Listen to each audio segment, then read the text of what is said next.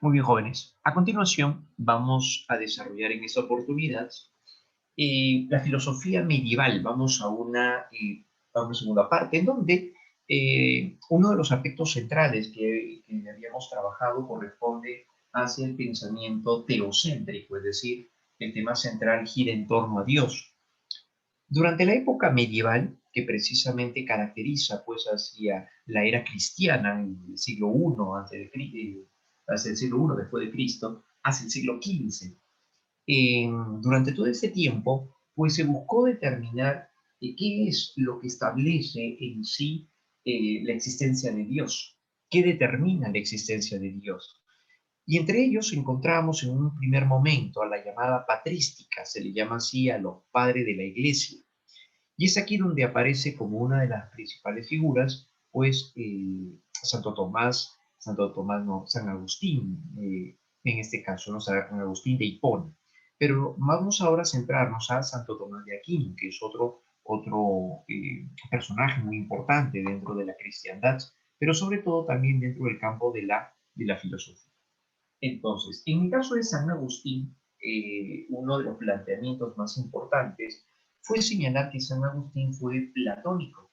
Utilizó la filosofía de Platón, de Aristóteles, para poder llegar a fundamentar, por ejemplo, la creación, para poder fundamentar la creación.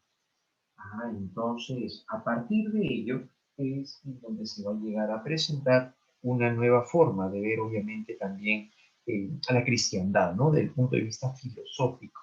Entre los aportes más significativos de esta época, recordemos, pues fue llegar a centrarnos acerca de la existencia de Dios, ¿no? Y cómo era posible explicar la existencia de Dios. San Agustín, rememorando algunos detalles, lo lleva a señalar desde el punto de vista platónico, considerando sobre todo la versión de las ideas, el mundo de las ideas,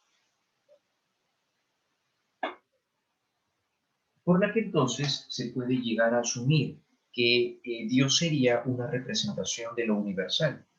Claro, ¿no? Él contiene entonces las expresiones más amplias, más arraigadas acerca del sujeto, del individuo, ¿no? Y sobre todo de la condición en cómo existe, ¿no? Eso es lo que va a caracterizar entonces cuando hablamos acerca eh, de la concepción de San Agustín. Muy bien, pero por otro lado, uno de los personajes que le va a dar un gran valor, sobre todo también hacia el ámbito de la existencia de Dios, será Santo Tomás de Aquino, personaje con el cual nosotros vamos a ir revisando también esta temática, ¿no? Acerca de la filosofía medieval. Pero bueno, Santo Tomás no va a ser el único también, no van a haber otros personajes en otro contexto, pero vamos a ver de qué se trata todo. ¿Bien?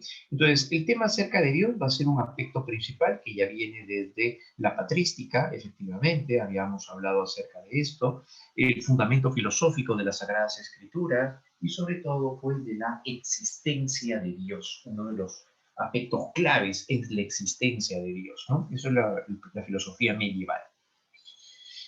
Durante este momento, entonces, ya de la filosofía medieval, encontramos ahora el segundo momento. Dijimos que el primer momento se llama patrística, mientras que el segundo momento se llama la escolástica. Claro. Entonces vamos a ver qué sucede durante la escolástica. Esta ocurre entre el siglo XI aproximadamente hacia el siglo V después de Cristo. Durante el periodo de la escolástica se desarrolla como un pensamiento teológico-filosófico. ¿Por qué se le llamó así? Teológico-filosófico. Porque precisamente es aquí donde se va a llegar a tener en cuenta el aspecto acerca del hombre, pero relacionado con su intelecto y con la fe. Entonces, es aquí donde se llega a ahondar en la situación de que si en verdad el hombre llega a poder utilizar la razón o no para llegar a Dios. ¿Cómo se puede llegar a Dios en sí? A través de la razón, a través de la fe. La fe y la razón pueden conciliarse o no se pueden conciliar la fe y la razón. Porque para algunos no puede llegar a darse una conciliación entre la fe y la razón, ya que ya que pertenecen a representaciones totalmente contrarias, mientras la fe aparece con un valor sobre todo acerca de lo que va a llegar a ser comprender o creer en aquello que no se puede ver, tocar, oler o probar. Eso en relación entonces hacia este campo de la fe, la razón dice porque pretende más bien argumentar, fundamentar, buscar razones, razonamientos, y eso es algo de lo que no puede ocurrir entonces cuando hablamos acerca de eh, la representación de Dios. Entonces, ¿se puede llegar a conciliar la fe o la razón? No. Desde el punto de vista de la escolástica, no es posible llegar a argumentarlo para algunos. Para otros sí se puede conciliar la fe y la razón. Y eso es precisamente lo que hará, en este caso, a Santo Tomás de Aquino. Entonces, se desarrolla como un pensamiento teológico, filosófico, sobre la que aborda dos problemas principales. Cuando hablamos acerca de la escolástica, nos centramos hacia los universales, que vienen a ser conceptos generales, claro, como por ejemplo cuando hablamos acerca de la piedad, hablamos acerca de la clemencia, hablamos acerca de el pecado. Entonces, ¿qué es el pecado? Vamos a verlo desde el inicio de la cristiandad, ¿no? Acaban a decir, pero no es algo que puedo ver, tocar, oler o probar. Entonces, si yo no puedo ver el pecado, no puedo tocar el pecado, entonces, ¿qué es el pecado? Entonces, ¿qué característica tiene el pecado, no? Entonces, ¿qué característica le pertenece? Hacia ahí es a donde se va a llegar a aproximar el problema de los universales. Entonces, ¿qué son en sí? ¿Qué es en verdad cuando hablamos acerca del pecado? Entonces, ¿qué es? Son como los números, son entidades abstractas de las cuales no podemos llegar a conocer directamente qué son. Esos son los universales. Son entes abstractos. O tal vez son nombres simplemente. Es palabra. Es una palabra con la cual se pretende designar algo. Entonces, ¿qué son en verdad? Entonces, eso es lo que se busca llegar a establecer a partir de ello. ¿Qué son en verdad los universales? Cuando las Sagradas Escrituras presentan entonces conceptos como la Trinidad, como la divinidad, la fe, el pecado, etc., se busca determinar qué son en verdad. Los números yo tampoco los veo, pero porque no los vea no significa que no existan. Entonces, a lo mejor también el pecado no es algo que pueda haber, pero sí existe. Y de existir, ¿qué naturaleza le pertenece? ¿Como los números o qué son en verdad? A eso se refiere cuando hablamos acerca de los universales, ¿no? Y otro problema que se ve durante la escolástica es sobre la doble verdad, la llamada verdad de fe y la verdad de razón. La verdad de fe es la que señala la Biblia y sobre todo también defendida por el clero. La verdad de razón se refiere al intelecto, al momento de pensar, al momento de llegar a solucionar si es un problema de alguna u otra manera. Entonces, eso es lo que va a caracterizar en este caso cuando hablamos acerca de la doble verdad. Entonces, ¿el problema en dónde está? El problema está en poder llegar a establecer o determinar qué relación existe entre la fe y la razón. ¿Pueden relacionarse la fe y la razón o no? ¿O son elementos divorciados? No se pueden conciliar la fe y la razón. Eso se vuelve también un problema durante la época de la escolástica. ¿Correcto? Muy bien. El término escolástica proviene del término escuela, que es justamente lo que se va a llegar a dar durante la Edad Media, la pretensión, la predisposición a poder defender, digamos, esta forma de expresión sobre todo, ¿no? Muy bien, chicos. Entonces, ahí nos referimos cuando hablamos acerca de la llamada, pues, escolástica, ¿no? Esa es la escolástica. Bien, por otro lado, en la escolástica, entonces, encontramos a diversos personajes. Entre ellos, tenemos a San Anselmo de Canterbury. San Anselmo de Canterbury, en el problema de los universales, desarrolló el llamado realismo. ¿Qué significa? Él consideraba que los universales vienen a ser entes abstractos, así como al estilo platónico, ¿no? Cuando se habla acerca del pecado, se habla acerca de la Trinidad, San Anselmo de Canterbury dice que simplemente vienen a ser entes ideales, entes abstractos. Ajá, así vendrían a ser para ellos, para San Anselmo de Canterbury. Entonces, eso vendría a ser, ¿no? Los universales como piedad, como la salvación, la fe, el pecado, vienen a ser entonces entes ideales, entes abstractos. Ujú. Pero también encontramos ahora a Santo Tomás de Aquino. Este personaje llegó a considerar que los universales más bien llegan a presentar una realidad, desarrolla un realismo moderado, ¿no? ¿Qué significa en este caso? Significa, en su realismo moderado, que la realidad tiene, o los universales tienen una realidad ideal, sí, efectivamente, pero por otro lado, no en el idealismo platónico, ¿no? Sino más bien centrado más hacia el hecho en el que concibe de que la materia, las condiciones sensibles, vienen a ser parte de las expresiones de Dios. Entonces, los universales vienen a ser también representaciones, claro, pero que las vamos a encontrar en las cosas, en la materia, en las cosas mismas, en pocas palabras, ¿no? Por ejemplo, si hablamos acerca del pecado, el pecado no lo vamos a encontrar de manera, pues, ideal, ¿no? Como en el sentido platónico, no, sino que el pecado lo vamos a encontrar en una acción. Entonces, en una acción que ofende a Dios, ahí está el pecado. Entonces a eso se le llama un realismo moderado, sobre todo, ¿no? Porque considera que la realidad de un universal estaría representado en los hechos, en las cosas, en las acciones, ahí donde encontramos ello. Y ahí aparece Santo Tomás de Aquino. Pero por otro lado, Santo Tomás de Aquino también va más allá de ello y comienza a darle un gran valor, sobre todo ahora, a la forma de poder argumentar la existencia de Dios, lo cual se va a ver reflejado en las llamadas cinco vías. Nos referimos entonces a las cinco vías de la existencia de Dios. Nos referimos entonces a las cinco vías de la existencia de Dios. Eso vienen a ser, ¿no? Son las cinco vías de la existencia de Dios. Esa es la escolástica, ¿no? Entonces, la escolástica tiene una forma muy particular, en donde se llega a establecer condiciones diferentes, obviamente, ¿no? Las cinco vías de la existencia de Dios, que veremos luego, vienen a ser cinco razones por las cuales Dios existe. Y recordemos que Santo Tomás de Aquino va a ser aristotélico, por lo tanto, va a llegar a tomar de la influencia del estagirita para poder explicar la existencia de Dios. ¿Bien? Eso es lo que vamos a llegar entonces a encontrar cuando hablamos acerca de la escolástica. Bien, con San Anselmo de Canterbury, pero también tenemos a Santo Tomás de Aquino, ¿no? Como parte de las referencias más importantes, obviamente, ¿no? De lo que podemos llegar a enmarcar en base a ello.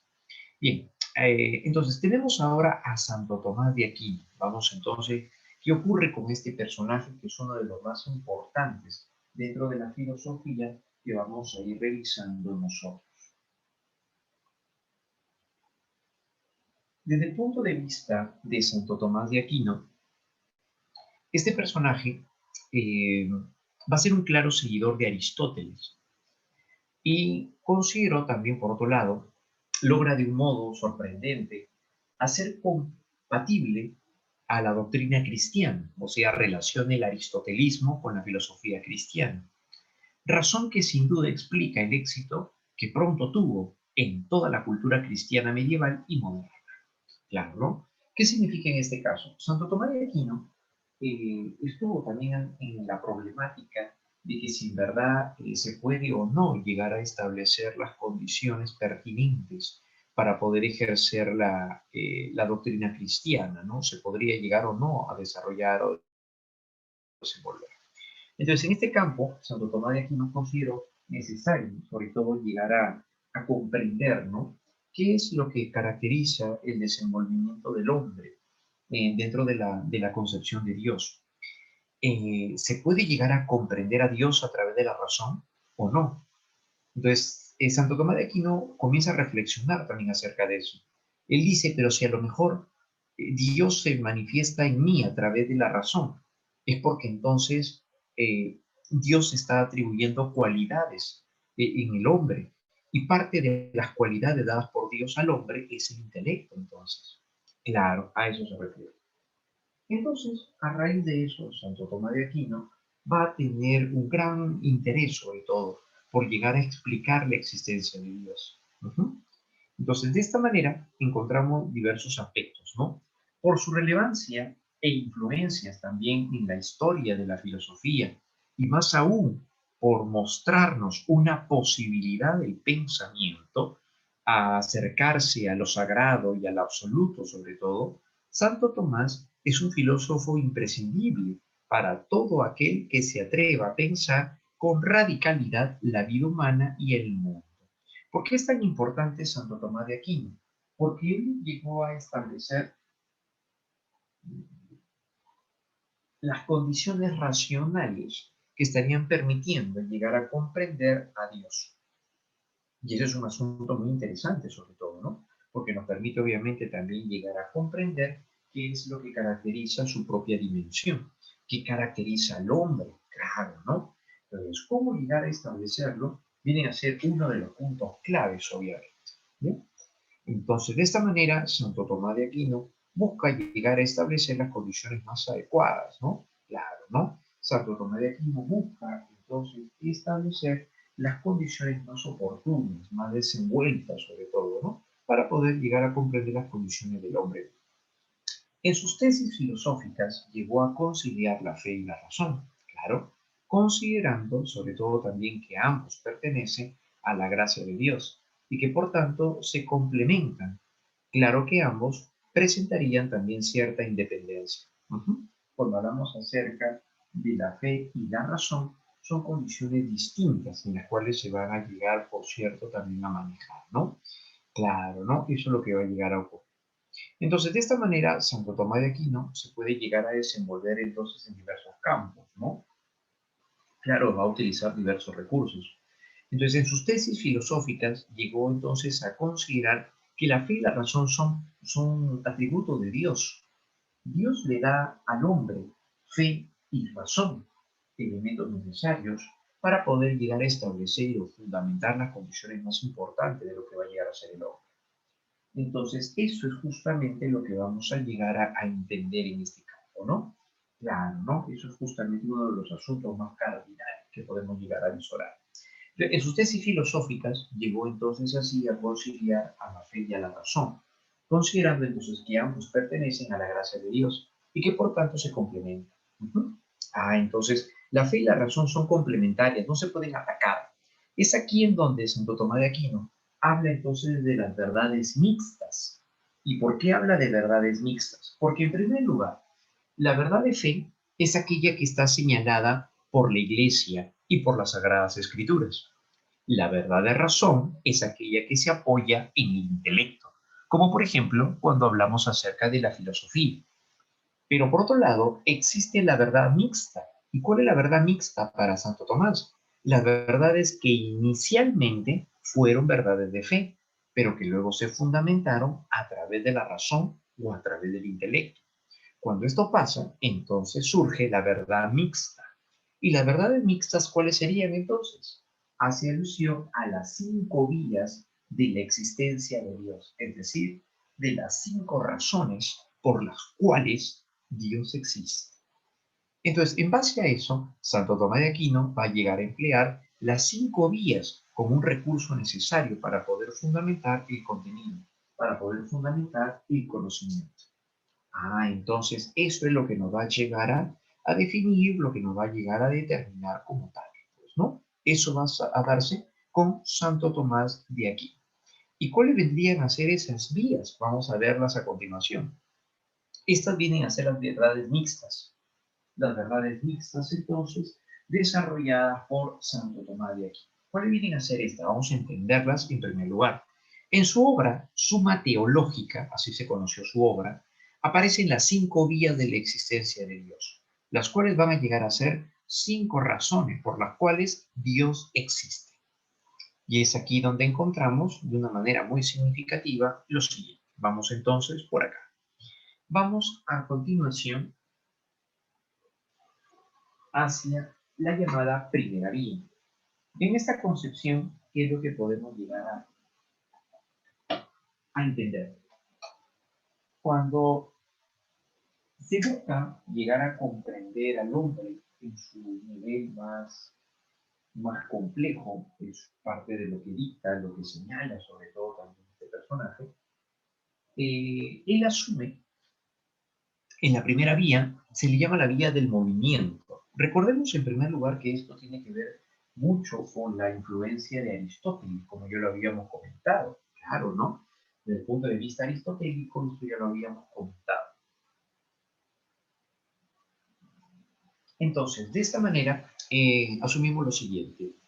Eh, Cuando llegamos a encontrar la filosofía de Aristóteles, recordemos que Aristóteles señalaba de que nosotros podríamos llegar a presentar una situación en la que las cosas que vemos están en constante movimiento. Una cosa puede mover a otra, pero no surge de la nada, sino que hay algo que permite el paso de una situación a otra. Eso es la vía del movimiento. En Aristóteles, él utilizó el concepto del acto y la potencia, ¿no? El acto es lo que es, la potencia es lo que puede llegar a ser. ¿Cuándo se produce el movimiento? Cuando lo que algo puede ser se convierte en lo que es ahora. Eso se llama movimiento. Entonces, Aristóteles creía, recordemos esto, que no puede existir el paso de una situación a otra de la nada. No puede haber eso. No se puede pasar de una situación a otra de la nada. Hay algo que lo provoca, hay algo que lo establece de esa manera. Y en este caso, ¿a quién nos referimos? Nos referimos entonces hacia Dios. Entonces, de esta manera, según Santo Tomás de Aquino, influenciado por Aristóteles, dice que toda la realidad se mueve por algo que lo mueve previamente, pero ha de existir un motor que mueve todo sin ser movido. Dios es el motor inmóvil. ¿A qué se refiere con esto? Santo Tomás de Aquino, entonces, haciendo alusión a la influencia aristotélica, va a señalar ahora lo siguiente. Cuando un elemento mueve a otro, por ejemplo, una pelota choca con otra, es porque algo lo ha tenido que haber movido, ¿sí? Y ese que movió el primero tuvo que haber sido movido por otro anterior. Y así sucesivamente. Pero no nos podemos ir hasta el infinito. Debe de existir un primer elemento que mueva todo sin ser movido. A eso se le llama entonces el primer motor. Entonces, como un elemento mueve al primero, este entonces es movido por otro anterior y así sucesivamente, claro. Pero no podemos irnos hasta el infinito, dice Santo Tomás de Aquino.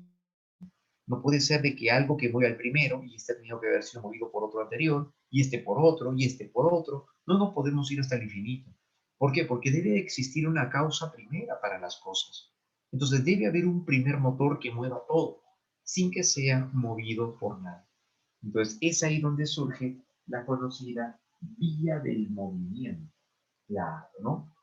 Entonces, la vía del movimiento viene a ser la idea en la que todo es movido por un único ser, que no es movido por nadie. Y a eso se le llama justamente el motor inmóvil. Ujú. ¿Listo? Ajá. Claro. Bueno, en sí la idea es que existen, se asumen la existencia de dos verdades, que son las verdades de fe y las verdades de razón. Claro, se asumen esas dos verdades. Ahora, en el caso de Santo Tomás de Aquino, él menciona la verdad mixta, o sea, son tres verdades desde el punto de vista de Santo Tomás. Claro.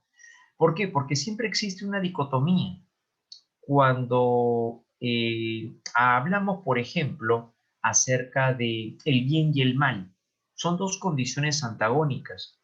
Para Averroes, incluso para otros filósofos también, por cierto, eh, de carácter también, por cierto, pues árabe, ¿no? Y todos ellos, asumieron también la condición en la que desde épocas antiguas ya se hablaba de una dicotomía de la realidad, o sea, dos versiones contrarias, como por ejemplo hablar acerca del ser y del no ser. Ujú. Hablamos acerca del bien y el mal desde el punto de vista ético.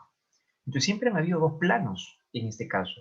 Y esos dos planos son necesarios, claro que son necesarios, para poder mantener el equilibrio, claro. O sea que no puede ser todo existencia de ser, no todo puede ser existencia del no ser, no todo puede ser el bien y no todo puede ser el mal. Entonces, dentro del mundo en el cual nos desenvolvemos, debe de existir un equilibrio dado, lo cual también para los averroístas también consideran la existencia de la verdad de fe y la verdad de razón. Son opuestas para algunos personajes, como el caso de Duns Scoto, por ejemplo, sí puede llegar a darse, digamos, en este campo, ¿no? Claro, así es. Que tienen cierta influencia también aristotélica, ¿no? Los averroístas, ¿no? En el caso de Avicena, por ejemplo, ¿no? Claro, ajá, de esa manera. Pero asumen sobre todo desde una versión antigua, ¿no? Consideran desde una versión antigua de que las dos verdades son representación de las dos formas dicotómicas de la realidad. Ujú. Entonces, eso es algo de lo que se va a asumir, ¿no? Ahora, ¿qué es lo que lo va a llegar a establecer como tal? Eso es parte de la discusión que se da durante esta época. Ujú. Así es, ¿no? Por eso, y haciendo hincapié en lo que a lo que mencionas, eso ha sido un motivo obviamente, de reflexión filosófica, ¿no? Como por ejemplo, ¿no? ¿Por qué si Dios es bueno, todo lo que proviene de Dios entonces no genera el bien universal y al final, pues todos felices, ¿no? Claro, pues dirían, pues no, es que no puede ser. ¿Y por qué no puede ser? ¿Por qué tiene que haber el mal? ¿Por qué no todo lo que existe es bueno y se acabó y todos felices para siempre? No podría ser, porque no habría un equilibrio en todas las cosas. Se necesita entonces también el aporte y la presencia del mal. Claro, pues el bien y el mal son necesarios para poder establecer el equilibrio en todas las cosas existentes, para el hombre y el universo, ¿no? Claro, ¿no? Pero bueno, son tendencias obviamente también, ¿no? Filosóficas que influyen en ese campo. ¿Ya? Listo, muy bien. Excelente. Entonces, en este caso, del punto de vista entonces de Santo Tomás de Aquino, como estábamos viendo, él considera entonces que debe haber un motor que mueve todo, pero que nadie lo mueva a él. Claro, porque estamos hablando de que si algo mueve a otra cosa, entonces este que mueve al que hemos mencionado ha sido movido por otro, pero antes de mover al primero ha tenido que haber sido movido por otro anterior y por otro y así sucesivamente. Entonces no acabaríamos nunca, lo cual es absurdo, dice Santo Tomás, porque siempre hay una causa primera para todo. Recuerden que tiene influencia aristotélica. Entonces, si hay una causa primera, debe haber algo que sea el motor, que mueva todo, pero que no sea movido por nadie, porque si no volveríamos otra vez a preguntarnos quién movió el primero y así sucesivamente. Entonces debe haber un primer motor que mueva todo, pero que no sea movido por nadie. Y ahí viene la idea del motor inmóvil. Ahora, esta idea del motor inmóvil no es genuina de Santo Tomás. Recordemos que la idea del motor inmóvil aparece ya con Aristóteles. Claro, porque es el que permite el paso de la potencia al acto. Permite la potencia o el paso de la potencia al acto. Entonces, eso es lo que va a llegar a darse cuando hablamos acerca de la vía del movimiento. Claro, ¿no? Esa es la primera vía entonces, ¿no? La llamada vía del movimiento. Por otro lado, también que encontramos la vía de la causalidad. En la vía de la causalidad, Santo Tomás dice, todo efecto es generado por una causa, sí, pero esa causa también es efecto de otra causa, y esa causa efecta de otro, y efecto de otro, y efecto de otro, y así sucesivamente, igual. Pero tampoco no nos podemos ir hasta el infinito. Ha de haber una causa que no sea causada por nadie, pero que cause todo. Entonces, ha de haber una causa incausada. Y a esa causa incausada es a la que se le denomina Dios. ¿Bien? Esa es la vía de la causalidad. Entonces, esto lo hace reflexionar a Santo Tomás de Aquino a partir de la concepción que contempla en las cosas que están a su alrededor. Como por ejemplo, parte de esto, ¿dónde lo vemos? Lo vemos, por ejemplo, en el momento de contemplar incluso nuestra vida más cercana, ¿no? En la relación que tenemos con papá y con mamá, por ejemplo, ¿no? En nuestra relación, en nuestra relación con papá o mamá, vemos, por ejemplo, que ellos son causa nuestra, ¿sí? Nosotros somos efecto de papá y mamá. Pero papá y mamá, que son causa nuestra, son efecto de otra causa, los abuelos, sus papás, efectivamente. Y los abuelos, que son causa de nuestros padres, a su vez son efecto de otra causa. Claro, que serían los bisabuelos y así sucesivamente. Entonces, todo lo que viene a ser efecto, todo lo que viene a ser efecto proviene de una causa, pero a su vez esa causa es efecto de otra causa y así sucesivamente. Pero debe haber un primer elemento que sea una causa, pero que sea a su vez causa incausada, porque causa todo, pero no es causada por nadie. Eso es lo que va a pasar.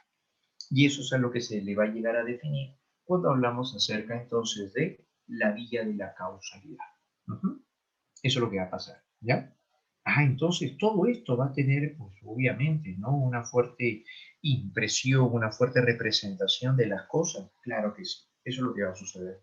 Cuando hablamos entonces acerca de la llamada vía de la causalidad, ¿ya? Cuando hablamos entonces acerca de la vía de la causalidad, ¿ya? para poder obviamente entonces comprender de qué manera se establecería ello, ¿no? Esa es la llamada vía de la causalidad, ¿correcto? Muy bien, chicos, eso vendría a ser, ¿no? Tenemos también, por otro lado, la vía de lo contingente y lo necesario. ¿A qué se refiere con ello? Cuando hablamos ahora acerca de la vía de lo contingente y lo necesario, ¿a qué nos referimos? Cuando se habla acerca de lo contingente es aquello que puede ser de otra manera, puede cambiar. Ah, ya. Como por ejemplo en este caso, todo aquello que es contingente, dice Santo Tomás de Aquino, proviene de otra realidad que también es contingente. Por ejemplo, una semilla es algo que no siempre será semilla, sino que una semilla se puede convertir en una planta. Ah, entonces, la semilla es un ser contingente y provoca otro ser contingente, que es la planta. Y la planta no siempre será planta, algún día se convertirá en un árbol, supongamos. Ah, entonces dejó de ser planta para ser un árbol, claro. Entonces, una realidad que es contingente proviene de otra realidad que también es contingente. El árbol proviene de la planta y la planta de la semilla. Ah, entonces, una nueva realidad proviene de otra que fue inicialmente contingente. Pero entonces, todo ser contingente proviene de otra realidad contingente. Claro. Y esa proviene de otra, y esa de otra, y esa de otra, y así sucesivamente también. Pero debe de existir un elemento necesario, claro, para que a partir de él exista todo lo demás contingente. Entonces, ese ser ha de ser Dios. A eso se refiere. Ah, entonces, a partir de ello, ¿qué podemos llegar a encontrar? Bueno, nos encontramos con algo bastante singular. Toda la realidad contingente proviene de otra contingente, pero ha de haber un ser necesario para que exista lo contingente, ¿no? Claro, porque lo contingente no podría llegar a existir sin que haya un ser que sea el originario de lo contingente. Entonces, para Santo Tomás, Dios es ese ser necesario. Dios es un ser necesario para que exista lo contingente, en pocas palabras. Claro, ¿no? Y esa justamente será entonces su principal referencia, ¿no? Es la vía de lo contingente y lo necesario.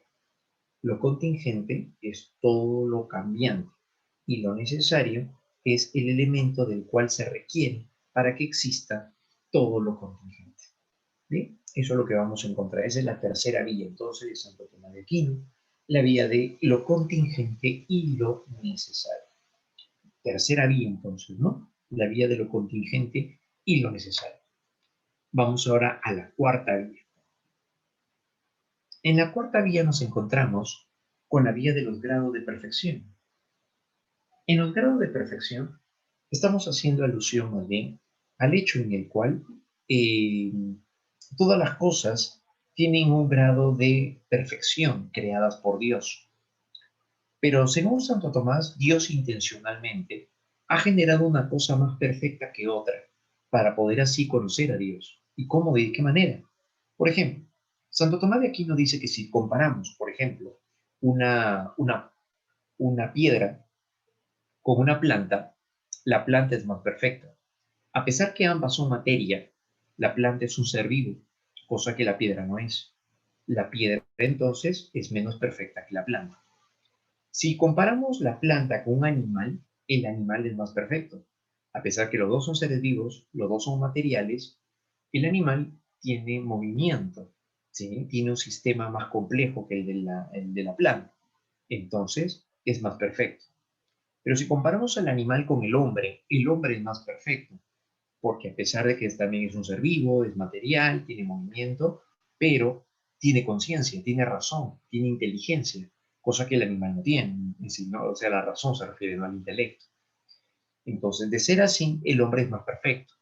Sin embargo, el hombre es un ser que peca. Debe haber un ser superior al hombre que sea racional, que también tenga la condición de amar, pero que por otro lado también llegue a presentar el ser más perfecto que el hombre. ¿Y cómo lo vemos eso? ¿Dónde lo vemos? Por ejemplo, lo podemos apreciar al momento en el que éste llega a no pecar, no es llevado por las tentaciones, es un ser inmaterial. ¿A qué nos referimos? A los ángeles. a los arcángeles y hace todo un listado de todos los elementos superiores al hombre, que no son elementos materiales, sino espirituales. Entonces, por encima del hombre están los ángeles, por encima del hombre están los arcángeles, claro, pero así sucesivamente. Pero tampoco nos podemos ir hasta el infinito superior, sino que debe de existir un ser que represente la suprema perfección de todo lo existente. Y ese ser ha de ser Dios. Entonces a eso se le llama las vías de perfección o los grados de perfección. Todo cuanto existe tiene un grado de perfección mayor en relación a otro, pero ha de haber un ser que sea la suprema perfección. Y ahí a quien encontramos a Dios. Dios entonces se vuelve la suprema perfección. ¿Ya? Eso sería entonces la vía de los grados de perfección, ¿no? Como parte de las condiciones más importantes que vamos a llegar a presentar en relación al propio individuo, al propio sujeto, ¿ya? Eso viene a ser entonces la vía de los grados de perfección. Eso es lo que va a pasar en este caso. Entonces todas estas representaciones son las que van a llegar a determinar finalmente lo que es el hombre, efectivamente. Vía de la finalidad. Toda la realidad sigue una finalidad u orden perfecto, orden determinado por su ser superior. ¿Qué significa? Dios es una armonía. Cuando habla acerca de la finalidad, ¿a qué se refiere Santo Tomás de Aquino con esto? Todo lo que existe tiene un orden.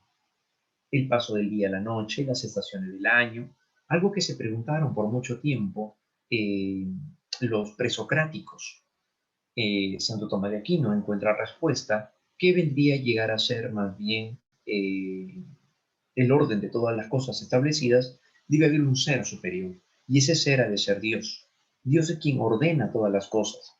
Recordemos que Pitágoras creía que los números eran la representación de lo perfecto y la armonía de todas las cosas. Desde el punto de vista de Santo Tomás de Aquino, no son los números, sino Dios, quien establece la armonía universal. Entonces todo lo que existe a nuestro alrededor tiene un sentido de ser, tiene una expresión para que pueda llegar a darse, ¿no? ¿Sí? Y el orden en la cual se encuentran todas las cosas son establecidas por un único ser. Ese ser ha de ser Dios. Él es la vía de la finalidad. ¿Correcto? Establece el orden entonces de las cosas establecidas, efectivamente, ¿no? Entonces nada es azaroso. Sí, desde el punto de vista de Santo Tomás de Aquino, entonces todo tiene un orden, todo tiene una razón de ser. Nada está expuesta o puesta en un momento pues, por casualidad, no, sino que hay un ser que determina la armonía de todas las cosas. ¿Ya? Eso es lo que va a ocurrir. Por ejemplo, por ejemplo, supongamos, si queremos verlo quizás de esta manera, ¿no? Eh, Papá le fue mal en inicios del año pasado, cuando se desata la pandemia, por el negocio a lo mejor que tenía. Entonces papá dice, ¿no? Papá dice, pero ¿cómo me pudo haber pasado esto? ¿No? Qué mala suerte, ¿por qué me vino a suceder ello? Lo de la pandemia nos ha atacado a todos, nos ha afectado a todos, pero ¿por qué me tuvo que pasar esto también a mí? O sea, y pasa por esa situación. En la vía de la finalidad estamos hablando, la vía de la finalidad. Entonces, en este caso, esa situación que uno dice, no, pero ¿por qué me tuvo que pasar eso? Papá se vio obligado a tener que dejar ese negocio para empezar otro. Y en este nuevo negocio le está yendo mucho mejor en donde ahora está percibiendo más de lo que él había visorado a lo mejor. Claro, todos sus negocios eran presenciales nada más, pero ahora con lo virtual incluso es capaz de poder llegar a presentar su producto, incluso a nivel, pues, a nivel regional, me refiero pues a nivel de provincias, al interior del país y ya está comenzando a exportar incluso. Solamente vendía esto y aquello nada más aquí en Lima, pero con la pandemia y con lo que tuvo que haber hecho una y otra cosa, ahora se está expandiendo más. Entonces, papá dice al final, oye, tuvo que pasar lo de la pandemia para darme cuenta de que a lo mejor este negocio era más rentable que el anterior que tenía. Entonces, gracias a que se dio esa situación, en esa situación de infortunio que yo creía, oye, en medio de todo eso estaba lo bueno. Ahora me va mucho mejor, ahora tengo esto, tengo más clientes, etcétera, etcétera, etcétera. Entonces, lo que Santo Tomás de Aquino entiende ahora es que eso no es casualidad, no es el azar la situación, sino que siempre existió en todo momento un ser que llegó a ordenar las cosas de esa manera. Es él quien establece la armonía universal. Entonces las situaciones nefastas que nos tocan vivir incluso en algún momento no son una situación aislada, sino que pertenece a lo que las cosas se llegan a mostrar en algún momento. Entonces lo que nosotros vivimos en algún momento, en algún instante, forma parte de una armonía universal. Entonces, Santo Tomás de Aquino creía que era eso así. O sea, no hay nada que se da por casualidad, por una mala suerte. No, no, no. No, sino que es algo que está puesto en nuestro camino. Está puesto en un camino para que se produzca la armonía al final. Entonces, es una concatenación de situaciones. Efectivamente, es una concatenación de situaciones. A eso se refiere. A eso se refiere. ¿Ya? Entonces, esto, por ejemplo, es parte de la forma como lo expresaba entonces Santo Tomás de Aquino. O sea, todo al final tiene una armonía establecida y dirigida por Dios. ¿Sí? Es como si fuera pues un concierto en donde Él es el protagonista, es aquel que arma las situaciones, es el director de la orquesta, digamos, ¿no? Claro. Y todo lo demás surge en base a lo que Él mueve, en pocas palabras, ¿no? Eso es lo que va a ocurrir. Si alguien, a lo mejor un médico, pierde su vuelo, al perder su vuelo dice, no puede ser, perdí mi vuelo y yo tenía que una operación en tal sitio. Muy bien. Esta persona, al quedarse en el estacionamiento, en el avión, qué sé yo, perdón, en el aeropuerto, le dicen que le van a tener que llegar a ubicar en otro viaje, ¿no? En el siguiente viaje, porque este tuvo dificultades y qué sé yo. Al momento que esta persona dice, entonces, ¿cómo perdí mi viaje? Yo tenía una operación en tal sitio, en tal lugar, pierde su avión. Cuando espera, entonces, lo envían, lo derivan a otro avión, pero al mismo destino, obviamente. Pero en el camino conoce a una persona en ese avión. Al conocer a esta persona en ese avión, le ofrece llegar a trabajar con él, a lo mejor pues en un hospital, en otro país. Y esta persona le dice, bueno, sí, yo tengo conocimiento de esto, tengo posgrado en aquello, tengo esto, tengo lo otro. Es justamente lo que yo necesito. Mire, ¿qué le parece si esto y aquello? Tuvo una mejor oferta de trabajo tal vez ahora. Sí. Y si no hubiera sido entonces por ese momento, a lo mejor que se le fue el avión, no hubiera conocido y hubiera tenido quizás una mejor oportunidad de trabajo, probablemente. Entonces, ¿y eso por qué será? ¿Por qué? Porque es una armonía, es una situación así. El avión en donde hubiera ido se estrelló, supongamos. Y esta persona, entonces dice, uy, qué bueno que al final entonces no llegué a subirme en ese avión, porque al final terminó estrellándose. Entonces tuve que quedarme y me fue, bueno, mejor ahora porque tengo otro trabajo, además sigo vivo, puedo seguir atendiendo a mis pacientes, etcétera, etcétera, etcétera. Entonces todo se mueve a partir de una armonía ordenada, establecida. ¿Y eso por quién? Por Dios, dice Santo Tomás de Aquino. ¿Sí? Entonces es la armonía universal, ¿correcto? Entonces esto es a lo que se conoce como las 5 vías de la existencia de Dios que figuran en su obra La Suma Teológica de Santo Tomás de Aquino. Muy bien, chicos. Pero bueno, pues también llega un momento en donde ya aparece la baja escolástica, ¿no? Claro, ¿no? Hacia el final de la Edad Media, la filosofía se independiza de la teología y de la fe cristiana e inclina también hacia el misticismo y lo irracional, ¿no? Autores importantes como Duns Scoto, Guillermo de Oca, vienen a darse aquí durante la llamada crisis de la escolástica. En la crisis de la escolástica, entonces, ya comienza a mermar toda la idea y la reflexión acerca de Dios. Entonces, y una de las figuras más importantes va a ser Guillermo de Oca, quien afirma, no hay que multiplicar los entes sin necesidad. Hacia la mitad del siglo XV, a inicio del siglo XVI, se desarrollará luego el Renacimiento. Ujú. Pero, ¿qué sucede con Guillermo de Oca? Guillermo de Ockham es un personaje que va a estar en contra de las versiones establecidas sobre todo por Santo Tomás de Aquino. Claro, no va a estar de acuerdo con las afirmaciones de este personaje. ¿Y en qué sentido? Primero, estableció la separación entre la fe y la razón. Mientras que Santo Tomás de Aquino concilia la fe y la razón, Guillermo de Ockham separa la fe y la razón. Él considera que la fe y la razón no pueden ir de la mano. Son dos situaciones totalmente distintas, ajenas. No pueden llegar a establecerse de esa manera. Estableció la separación entre la fe y la razón. Él considera que la verdad de fe debe de atender asuntos de fe y la verdad de razón debe de atender asuntos de razón. Entonces, no podemos separar juntar una situación con otra, porque pertenecen a versiones diferentes de las cosas y de lo que pretenden establecer de la realidad. Entonces, a partir de eso, Guillermo de Oca estableció entonces la separación entre una y la otra, ¿no? Eso es lo que va a pasar. La fe y la razón son fuentes autónomas de conocimiento. Claro, ¿no? La fe y la razón además van a ser fuentes autónomas de conocimiento. Ambas se necesitan, pero no podemos conciliarlas. Ineludiblemente, dicen Guillermo de Oca. Entonces, en su apreciación, no hay intersección que comprendan los objetos comunes entre la fe y la razón. Esta no puede demostrar ciertas verdades. Claro, ¿no? No puede existir una relación común entre la fe y la razón.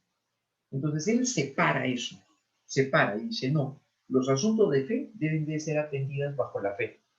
Y la razón o el intelecto debe de atender asuntos de la razón, perdón, del intelecto, ¿no? De la razón o del intelecto. Entonces no podemos mezclar aquí las cosas, son totalmente distintas, ¿no? A la que podemos llegar a expresar, pues, en algún momento. Entonces, eso es lo que presenta Guillermo de Ockham a partir de ello. Entonces no hay una intersección que comprenda los objetos comunes entre la fe y la razón, ¿no? Esta no puede demostrar ciertas verdades, ¿no? Como ya lo señalé.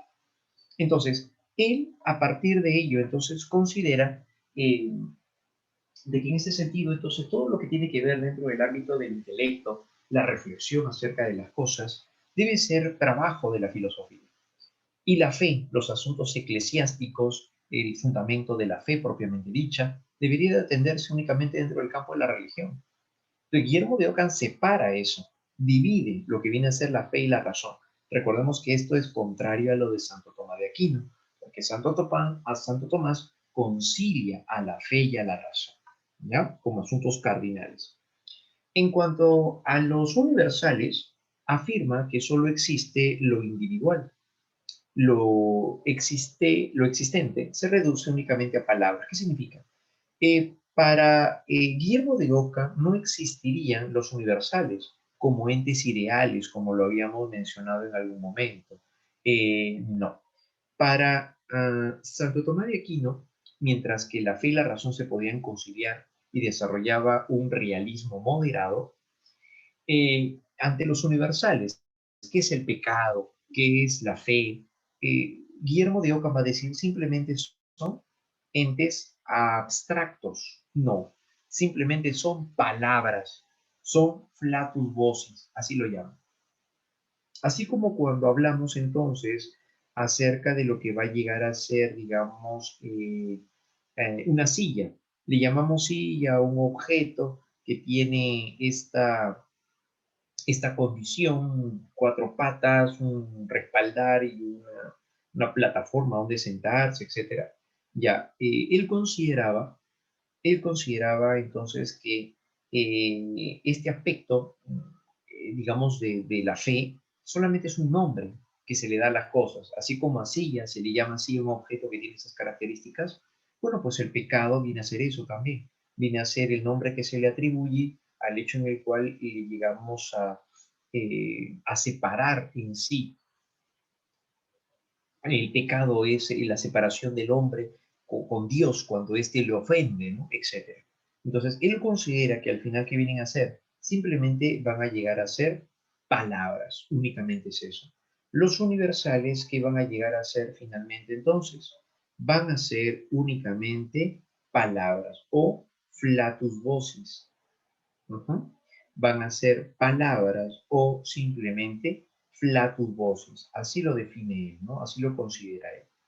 Entonces, hacia ello es a lo que se va a llegar a presentar, ¿no? Esa condición. Claro, ¿no? Entonces, los universales vienen a ser solamente palabras o flatus vocis. Eso es como él lo señala, ¿no? Entonces, no existe eh, esa condición propia de universal. No, no existe un universal. No existe un universal, ¿no? Eso es lo que va a llegar a darse, ¿no? Muy bien, entonces esa es la principal entonces condición en la que se va a llegar a establecer, ¿no? Entonces, para Guillermo de Ockham, ¿qué vienen a ser los universales? Solamente son palabras, ¿no? Recordemos que eso es a lo que se va a llegar a enfocar o hacia lo que se va a llegar a dirigir también en ese campo, ¿ya? Muy bien, chicos, eso es lo que va a pasar, ¿no? Afirmó, cuando él dice, no hay que multiplicar los entes sin necesidad, ¿a qué se refiere? Se refiere a un alejamiento hacia la parte metafísica. En este campo, él, por ejemplo, llegaría a considerar de que la forma de explicar las cosas establecidas no llegan a darse en sí por las razones metafísicas, sino por razones que son menos probables, pero que son lo que se pueda llegar a dar al final. Como por ejemplo, ¿en qué sentido para entenderlo? Supongamos, si nosotros tenemos nuestra computadora pues activa, estamos trabajando en ella, realizando tareas, estudiando, etcétera. Pero en un momento bajamos a lo mejor a comprar algo, supongamos. Al momento de ir a comprar algo, listo, encontramos nuestra computadora que está apagada. Sí, está apagada, pantalla en negro, eh, pero vemos que no está cargada. ¿Qué es más probable? O no está enchufada, mejor dicho. ¿Qué es más probable? Que se le haya bajado la batería o que se haya malogrado. Entonces, en este caso, Guillermo de Ockham considera que lo más probable es que se haya dado lo más sencillo. Por eso dice, no hay que multiplicar los entes sin necesidad. ¿Por qué darle tantas vueltas a algo buscando la parte más difícil, más compleja, cuando en lo más simple es lo más probable? Es lo que él dice. En lo más simple es lo más probable. Y a eso es a lo que le llaman la navaja de Ockham. Eso es lo que se conoció como la navaja de Ockham. No hay que multiplicar los entes sin necesidad. Claro, no esa es la teoría económica, ¿no? Esa es la navaja de Ockham. No hay que multiplicar los entes sin necesidad.